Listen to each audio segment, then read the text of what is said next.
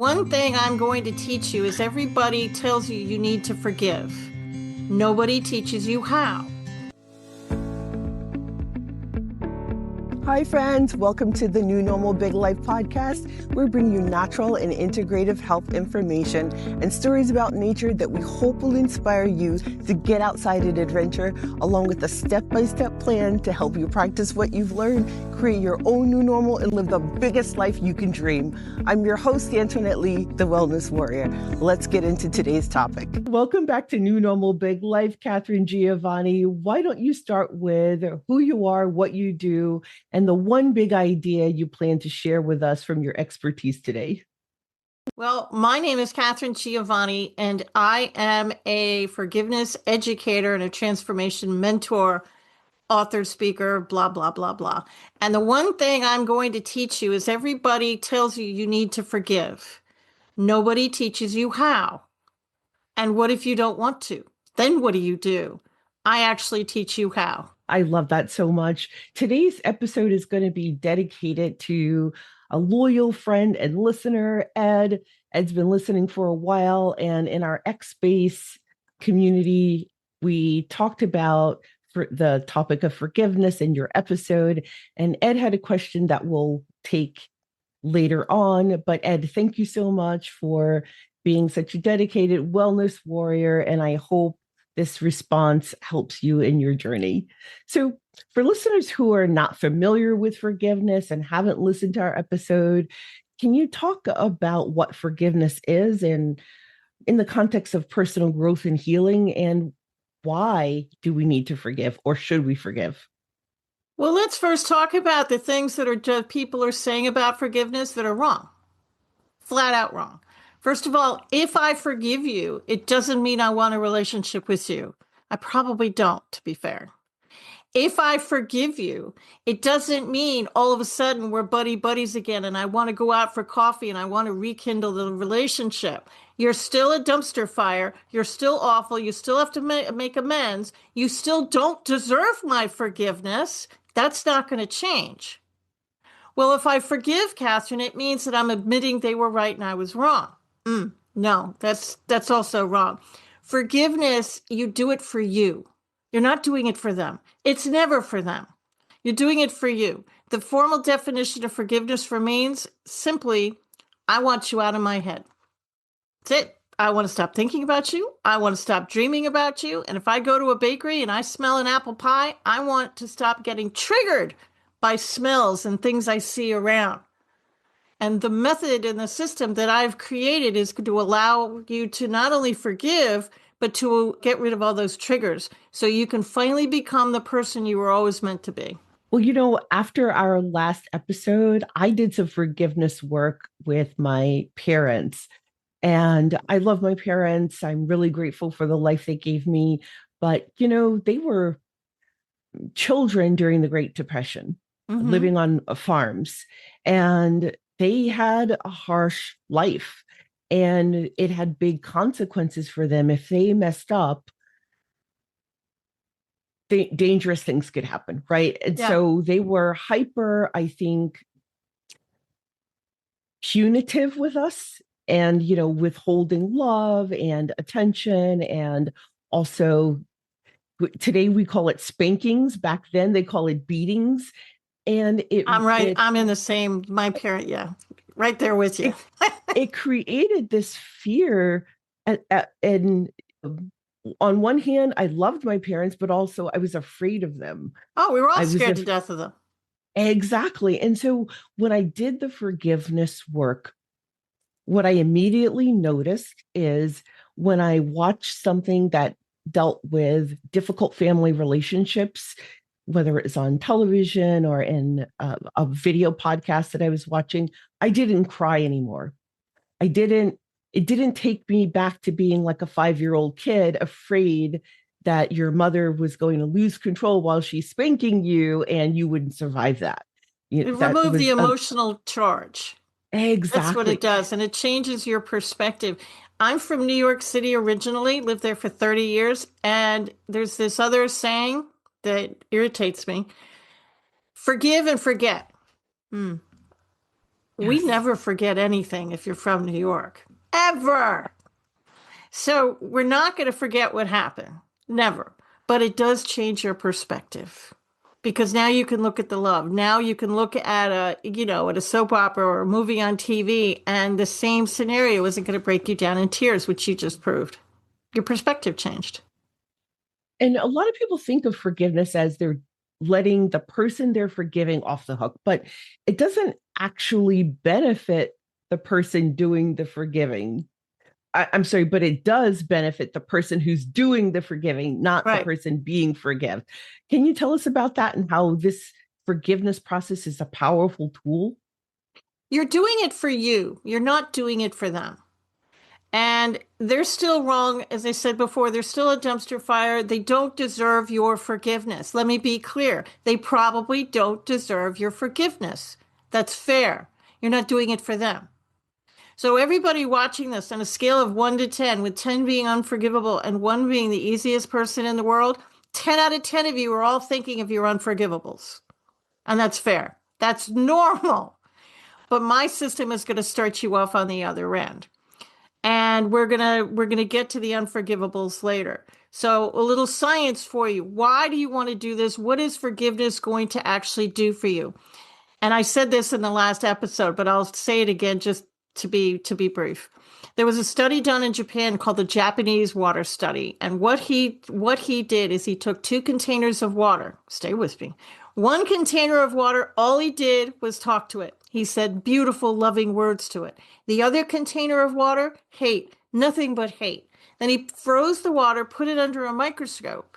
The water he spoke love to had these beautiful crystal formations. The water he spoke hate to had these malformations that were ugly and nasty.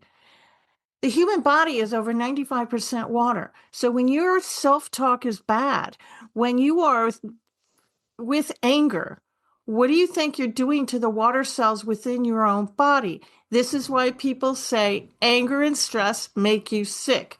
That's the science behind it. You're literally making yourself sick. And if you're always looking, and I'm holding a purple cup in front of my face, if you're always looking at anger, I can't conduct my life. I can't even see you anymore. But if you, by using my system, it's going to allow you to move your little cup of anger out, and you'll be able to pay attention to life around you. How can someone recognize if they're carrying some unforgiveness? How does it show up in their lives, and what are some of the symptoms? Well, you're probably sick and tired of being sick and tired. You get every Tom, Dick, and Harry flu bug that comes down. If there's a germ, you'll get it. You're constantly looking at life on other people. Well, the grass is greener over there. You're saying, and your self-talk is probably bad, and you're always thinking in the past. You're always thinking about what happened, and you're telling the story. I told my story for years. I'm a child suicide survivor, and I've been sober for how many years, Internet? 35, I guess. Lost count. And I'm a cancer survivor, and my parents were both alcoholics. So connect all those dots. And it was kind of a volatile childhood, right? And for years, I carried my story around like a badge of honor. I mean, I would tell stories about it, I would joke about it, and I would tell this funny stories, dysfunctional funny stories, and I'd get people to laugh. But I was still telling the stories. I was still living as the child who was abused and all of these kinds of things. And I wasn't able to live my authentic self because I was always looking at the past. I was sick all the time. I got stomach aches all the time, headaches all the time. I started to drink at one point. These are all signs. Now, why you're in the same job and you can't seem to get another job, or you keep dating the same guy over and over again? Why you keep dating that same kind of guy? You keep getting the same kind of boss at work. What's up with that? Yeah, it's a forgiveness thing, and I can help. A lot of people don't realize that some of the constant recurring themes in their lives have a thread, and that Yep. thread is likely some unresolved forgiveness issues. So, beyond obvious grudges, what subtle ways might unforgiveness show up in your life for someone? You can forgive people, places, and things. Please don't click off. Stay with me.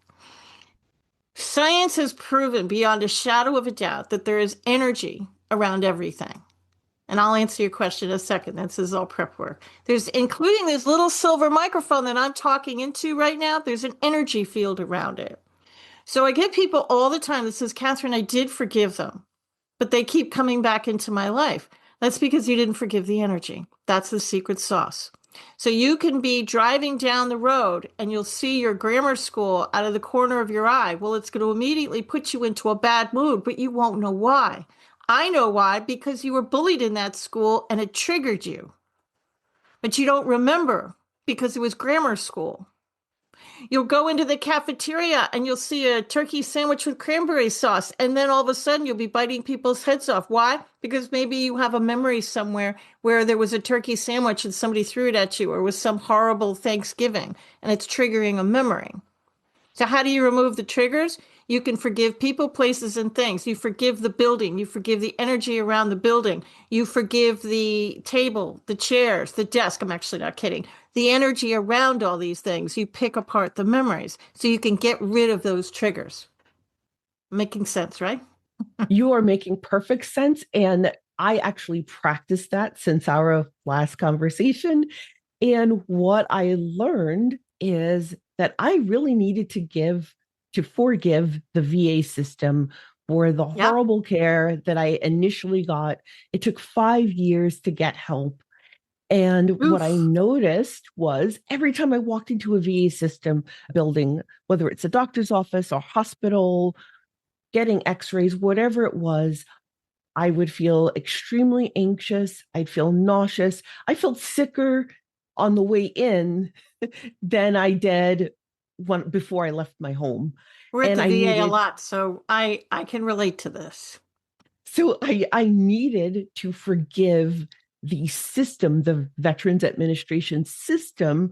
And now when I go in to get my vitals checked, for example, my blood pressure is not spiking off the charts. I don't have a headache. My pain didn't suddenly escalate to level 25 on a scale of 1 to 10.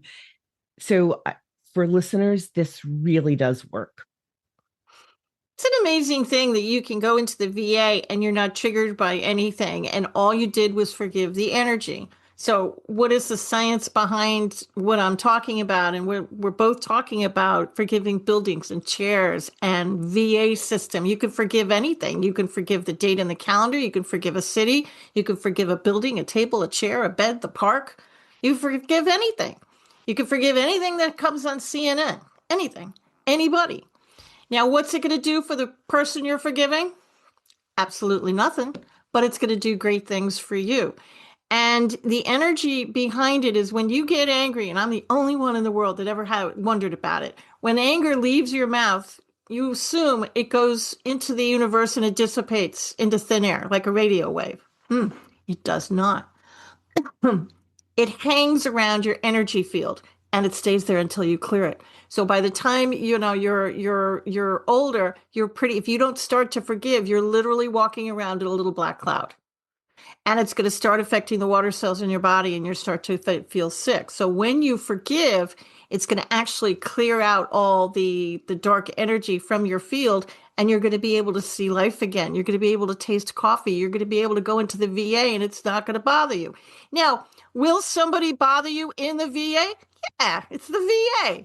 Somebody's going to do something stupid. It is what it is. But you're not going to go up to a number 10 anger anymore. You might go to a 3. You're going to notice you're angry and you're going to say, and you're going to easily toss it.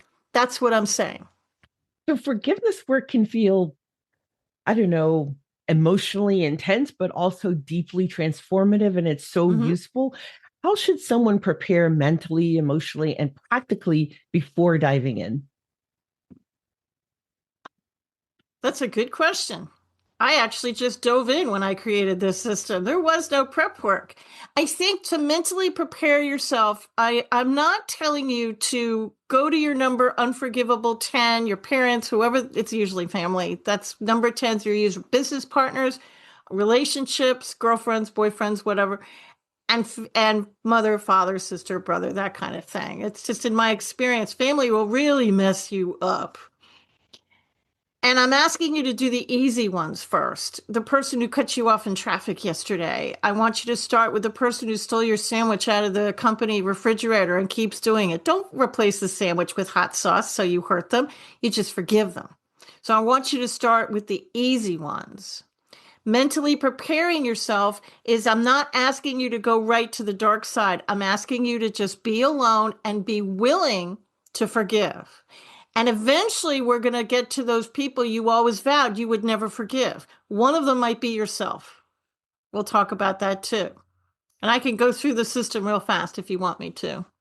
We'll get to that in a moment. I wanted to ask you, what are some beginner friendly tools or practices you can recommend to make this rewarding but difficult practice your own? Before you do the system, if you want to start warming up, and what I humans are humans. They're excuse my language, but they're gonna piss you off because that's what humans irritate other humans, right? So when I get irritated, I've been known to go out in my car and say, I forgive them, I forgive them, I forgive them, I forgive them, I forgive them. Do I mean any of them? Probably not in the moment, not even one. But it puts me into that forgiveness, gratitude type of thing.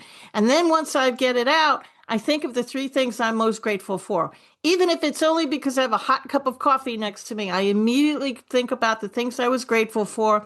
And then I put this person on my forgiveness list that you're going to do every night before bed.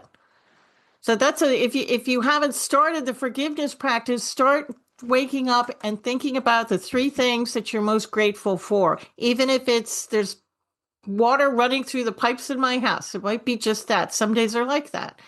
But write down either before bed or first thing in the morning the three things you're most grateful for. And then just get into this I'm forgiving for me. You're not forgiving for them. You're forgiving for you because you're the prisoner. Buddha had this wonderful quote that says, anger is like a poison that you drink and hope the other person dies. I'm going to drink the poison and I'm hoping you're going to kick. Well, they're not going to kick. And the thing about it is, the other person you're mad at is probably not thinking about you at all. You're sitting there eating a pint of Ben and Jerry's ice cream. You're crying and you're sitting in the fetal position in your on your couch, and they're out having fun, living their life. They don't care. You forgive for Yeah. you. You're not doing it for them. Not everybody's a self starter. Everyone won't be able to listen to this podcast or the previous episode and go through the steps and know exactly what to do and how to do it. But you've made it easy with an online class. Tell us about the Forgiveness Path class. The Forgiveness Path is an online class because I understand not everybody likes to read, and I do have an audiobook, but not everybody likes an audiobook either. So it's 10 lessons, and they all come to your email box, and there's 10 in a row. You'll get a video from me that's anywhere from 10 to 20 minutes long, teaching 10 different lessons. And you're going to get some copy from me, and you're going to get the appropriate chapter of the book. And if you don't want to read, the appropriate audio chapter of the book, and you do that for 10 days. Now, you don't have to do it 10 days in a row if you're busy. You can squirrel those emails away and do them at your own pace if you want to.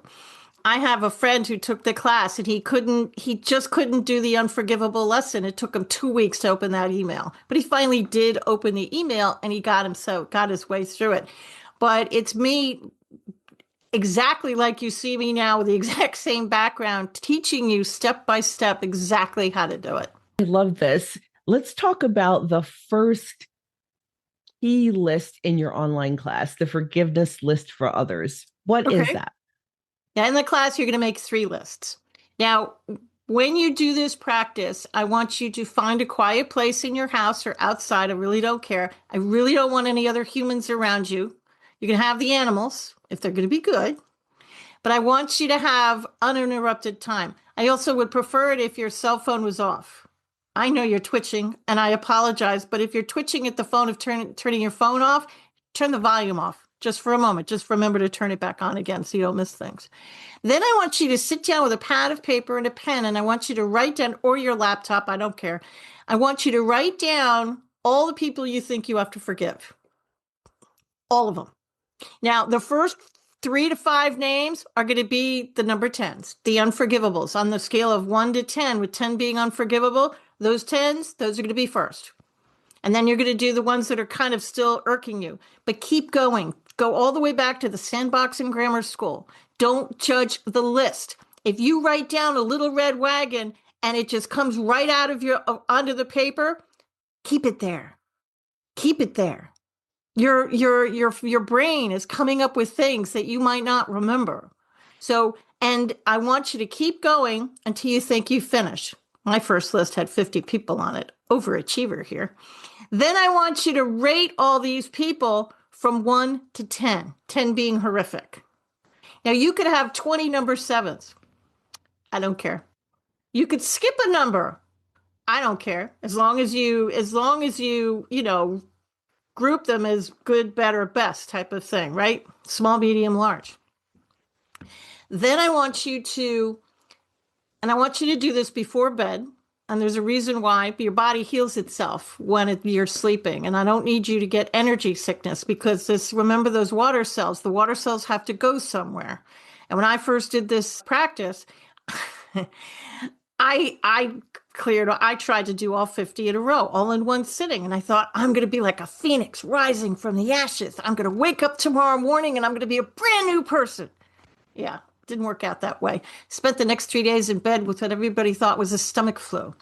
It was not the stomach flu. It was something we call energy sickness. And so your body heals itself when you're sleeping. So I don't really want you to do more than 10 a night. And if you're doing a very high number, 1 a night. And what I want you to do is I want you to take the first one. Let's say I'll take my own. It was a friend of mine from high school. And that was decades ago. And I couldn't even remember what we were mad at. So I looked at the name and I imagined in my mind's eye that she was standing in front of me. Not the adult, the kid from high school. That's who was standing in front of me. The original kid. And this is your time to get closure. Maybe the person has passed away and you never got closure. Now's your time because you're alone in a room. This is your party. You could scream, cry, dance. I don't care what you do. Say whatever it is you want to say. Things that you've always wanted to say. Get it all out. Then when you're done, put your hand in your heart just to remind you to say the words from your heart and say, I completely forgive Antoinette. I forgive the energy around Antoinette. I completely forgive myself. I forgive the energy around myself. I completely forgive the energy around the entire relationship. And so it is. Amen. However you want to end it. Now check in with your body. Was it a number 1 and now it's gone? Feel better? Okay, cross the person off the list, go to the next person. Was it a number 4 and you're still mad? Okay, cross the number off. Is it a number 3 now or is it still a 4? Doesn't matter if it's a 3. Okay, write 3, wait 24 hours, do it again. And this happened to a friend of mine. I told you this one already, but she was sitting right in front of me. We were right together. She's a really close friend of mine. And she said, there's a level 5. And she said, this is going to be easy. I'll be able to toss this was something from her childhood. And she made that first pass, only said that one prayer. And you could see the anger bubble up under her skin. And I looked at her and I said, what's wrong? She said, it's a 10. I'm furious, she said. That's because your brain protects you. And there's a closet in the back of your brain. And she said the magic words. And all of a sudden, memories came pouring out. So she changed it from a 5 to a 10, put it at the end of the list, and we kept going. This is a really, really powerful, powerful exercise. Very good for people with PTSD as well, because you're gonna be able to pick apart some of those memories. And I'm the only one on the planet that's ever going to look at you and say this. Possibly. You don't have to forgive the unforgivable. You don't. So how do you Why? manage that? Well, there's a lot of people, places, and things that you can forgive before you even get to that dumpster fire. So what are clear signs that you need to add a person, a place, or a thing to your forgiveness list for others? If there's an emotional charge there, you need to add it. And once you do the first list and you get people off of your list, your brain is sadly going to come up with more experiences. Your brain is never at a loss for things like that. And as these things come to you, write it down. Write it down in the notes. Send yourself an email. Write it down. Whatever you think has a forgiveness charge. I want you to trust your intuition, that little bird on your shoulder, your gut feeling. And when you're writing your list, write it from your gut. Right, and whatever, and I can't say this enough. Don't judge the list. If you write down something weird or a name you don't recognize, like Bob, okay, obviously Bob would be a number one because you don't remember the guy. Put it on your list anywhere because some part of you probably did have an interaction with him and he bumped into you with the VA or something. Write it down. So the next one, I've heard you say that it's the heaviest layer, and that's the self-forgiveness list. Yeah, man. Boy, I had such a great conversation with a fellow healthcare provider. We were both medics in the military, different branches, and we both realized that we had some self-forgiveness work to do for the people that we couldn't help as much as we would like to, or not at all. So, talk to us about the self-forgiveness list. This is list number two. I would encourage you to make at least one pass at list number one before you go on to list number two. You don't have to get all the people off your list because this is not an overnight fix. You can't get an unforgivable down and forgive them overnight or in a week. It's going to take a minute, right? But you can knock out the low numbers. List number two is all the people that need to forgive you. And they could be events, they could be places, they could be memories, they could be people, they could be things you said to somebody that once the words are out, you can't grab them back as much as we'd want to. So you write a list of all the people, places, and things that you think need to forgive you.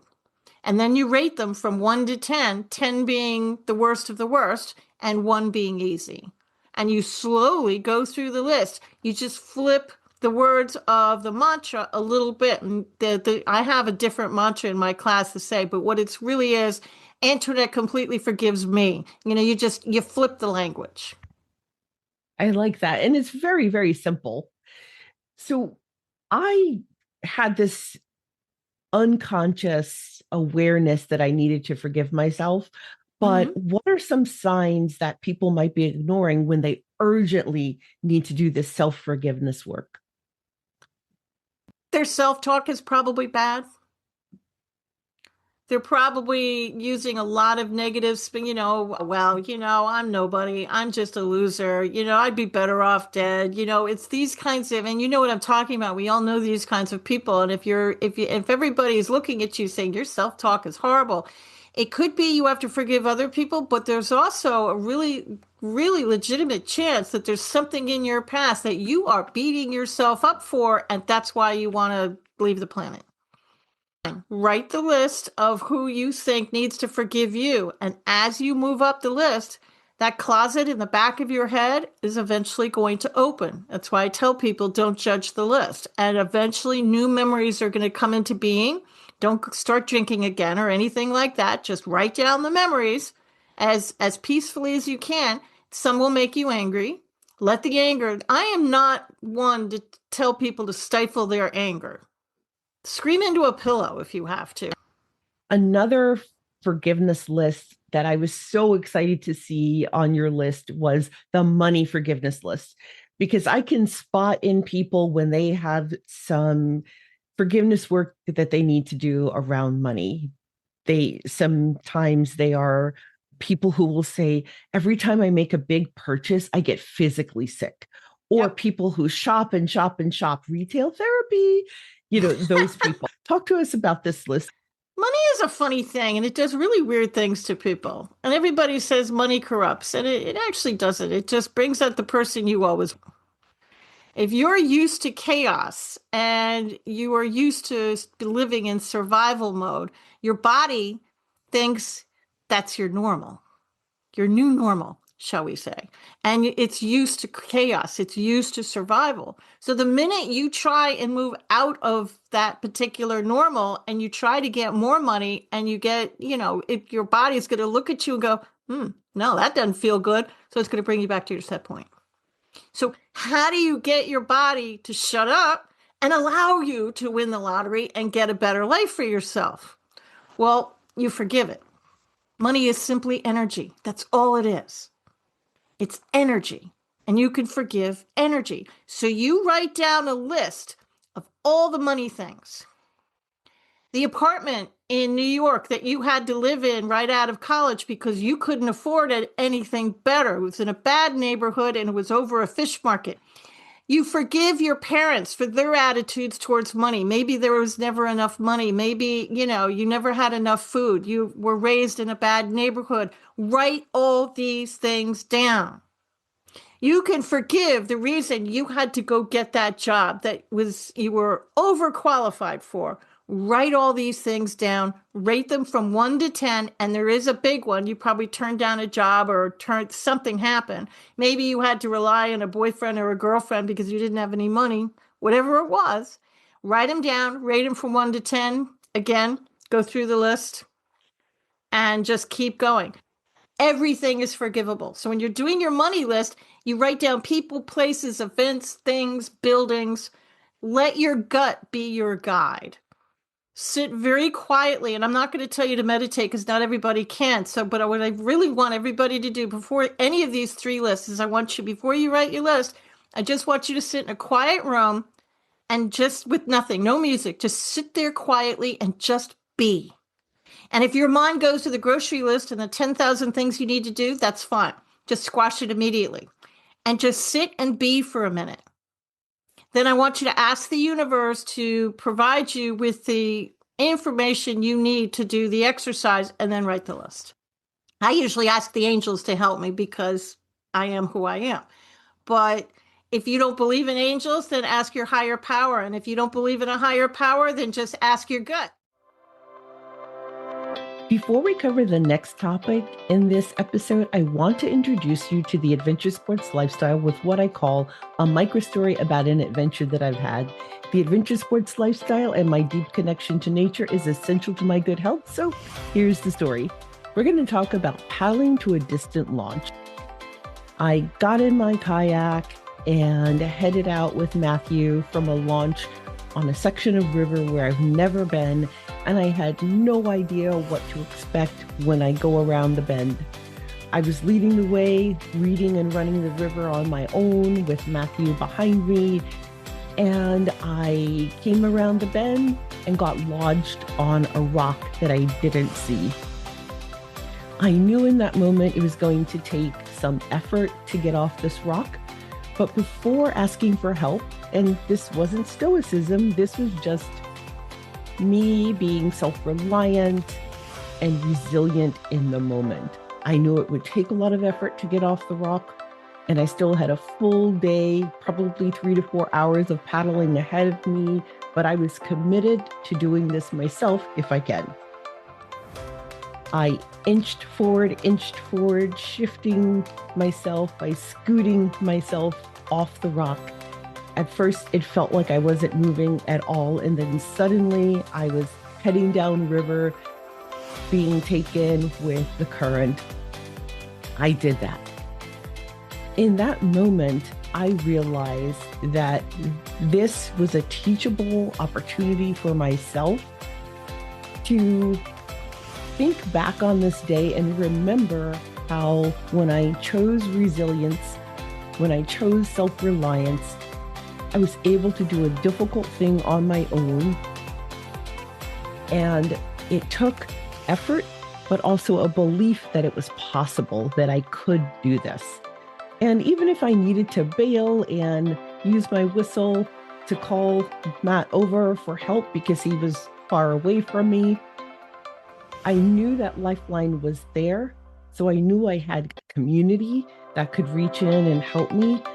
But I felt really good that in a scary time, in a time that took effort and resilience, I was able to power through on my own. I hope this inspires you to get outside and adventure for the health and social benefits of it all. Now back to today's topic with Catherine Giovanni. So let's go back to Ed's question. I'm going to paraphrase it for him. So Ed's question is, what steps can he take to forgive parents that, although they raised him well, their methods were very brutal and harsh and even violent in their disciplinary style? How can I forgive those parents is Ed's question. The same way I forgave my father for very similar reasons. It's going to take you a while. It may take you months to get that. It took me months to get my father down to a forgivable level. When I first started, my dad was an unforgivable. And he's been dead for years. You can forgive dead people because where they are or are not doesn't matter a lick, because he was alive and well in my head. And I wanted to say things that I couldn't say anymore. So this method allowed me to get closure, and it allowed me to move beyond it because he was dead. So you can forgive the dead people. And when I first started, I didn't want to forgive Dad. Had no interest in it. In fact, I didn't even want to forgive the energy around my father. That's how sensitive it was. So I took a memory and I picked it apart. I took one Christmas that was particularly awful, and I picked apart the memory.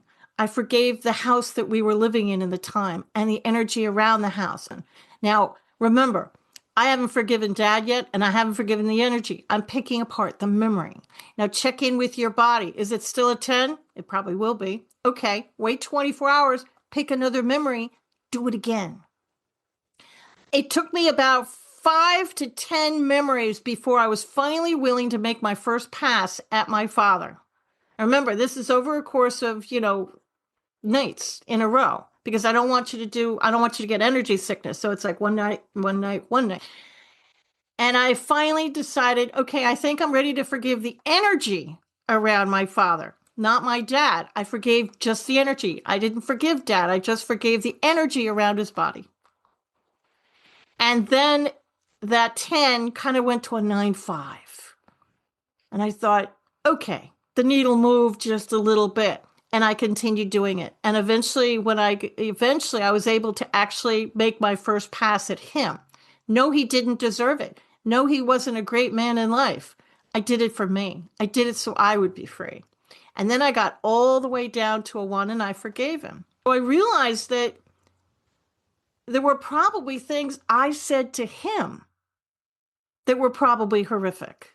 And that's how I came up with that second list. So I made a list of all the things I could remember about me saying, when you're in the heat of anger and you're a teenager, you say things that probably are really hurtful. So I wrote them all down, all the ones I could remember. And I started going up the other way. So I forgave Dad from a 10 to a 1. And then I went on 1 and I went the other way so he would forgive me. And I know this sounds very strange because he's dead, but now today our relationship is actually pretty good.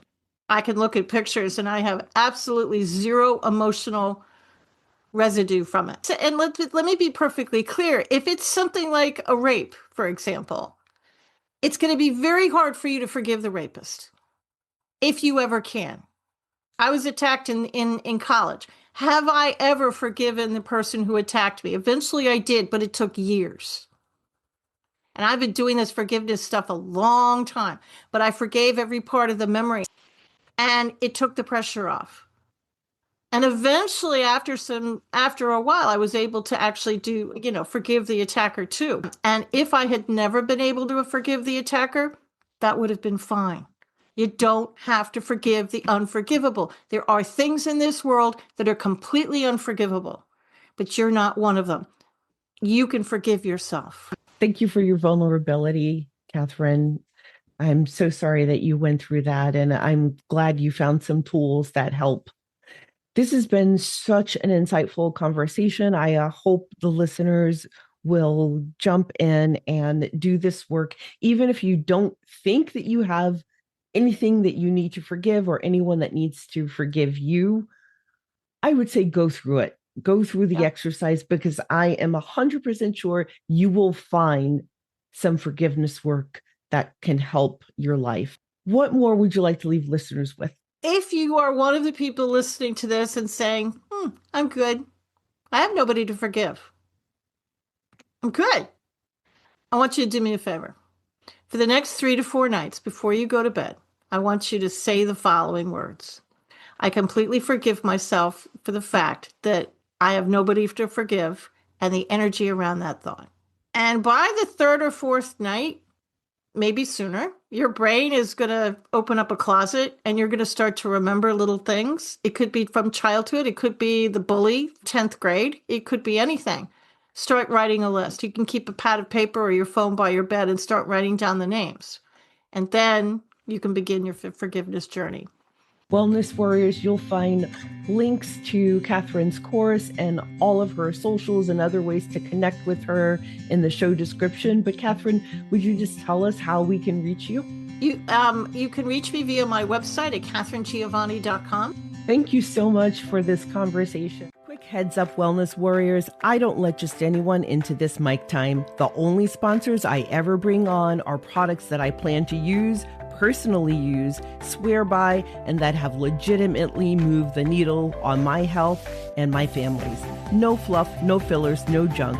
So if you're serious about leveling up your energy, sleep, recovery, skin, whatever your goal is, do not bounce early. Stay to the very end of this episode. I'm dropping some of my absolute ride or die brands and exactly how they've helped me feel unstoppable. These aren't random ads. They're tools I stake my name on. You'll thank me later. Keep it locked. We're going all the way to the finish line together. Magnesium, an unsung hero, fuels over 300 bodily reactions, from heart health to stress relief. Magnesium expert Natalie Girardo, founder of Rooted In, found freedom from anxiety, insomnia, and pain through topical magnesium. It transformed my life, she says, inspiring her mission to share this mineral's power. Cardiologist Dr. Jack Wolfson calls magnesium essential for heart health, helping regulate rhythms, blood sugar, and reduce inflammation. Up to 80% of people may be deficient, facing issues like depression, migraines, insomnia, or muscle cramps. For women over 40, magnesium eases menopause symptoms, boosts energy, and supports bones. Choosing the correct type of magnesium matters. Real stories, Natalie's and mine, highlight its impact. After interviewing magnesium expert Natalie Girardo, I became a customer. I was already a magnesium fan, having been told by 2 cardiologists to take magnesium for a minor heart arrhythmia. Natalie explains it best in the Magnesium, the Mineral Transforming Lives episode of New Normal Big Life podcast. Fast forward after the interview, I bought the Rooted In bundle for sleep, tranquility, and pain relief. As a spine injury survivor with several other health challenges, I'm in constant pain. However, I don't take any pain medication. Rooted In is now one more source that nature provided to give our bodies what it needs when it needs it. You can find magnesium in natural bodies of water like lakes and rivers and in soil. But modern farming practices have stripped magnesium out of the soil and our food. That's why today, Rooted In's rest, relief, and tranquility are part of our afternoon and nightly sleep routine. My guy who did 2 tours kicking indoors in Iraq with the Marines now has no trouble falling asleep. I no longer have to take melatonin before bedtime to fall asleep. So after I became a customer and saw how well these products worked, I applied to become an affiliate. I've been sharing the secrets of Rooted In with friends and family from age 38 to 68, and everyone has gotten amazing results within minutes of applying the cream. Do something naturally good for yourself. Get Rooted In. Click my affiliate link in the episode description to shop now. When you're planning an adventure camping, rafting, RVing, or mountaineering, you'll need quality food with sufficient vitamins, minerals, and nutrients to fuel your adventure. My partner, Ready Hour, is here to help you ahead of time. Ready Hour has a long history of providing calorie-rich, reliable, and delicious nourishment for life's unexpected situations and adventures. They're part of a family of companies that have served millions of people like you for decades. My family and I use Ready Hour products for camping, mountaineering, and disaster preparedness for 5 years now. They're not just reliable, they're also your affordable option too. Long-term storable food shouldn't break the bank. That's why they have great sales and payment options for you. It's your bridge to safety and survival when you're on an adventure. So make your next decision your smartest decision. Be ready for adventure tomorrow, today. Trust Ready Hour. Ready to shop? Use my affiliate link in the show description. The information in this podcast is not medical advice and should not be treated as such. Always consult your physician or healthcare professional before pursuing any health-related procedure or activity.